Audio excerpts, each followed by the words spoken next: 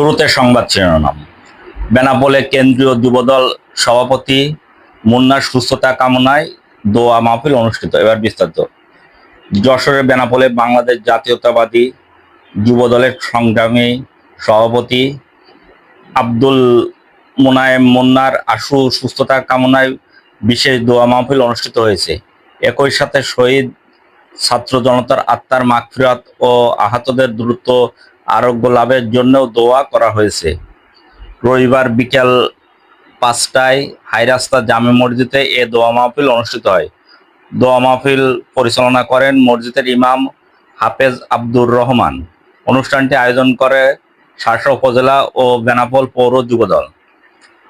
দোয়া মাহফিলে সভাপতিত্ব করেন শার্শা উপজেলা যুবদলের সিনিয়র যুগ্ম আহ্বায়ক আল মামুন বাবলু।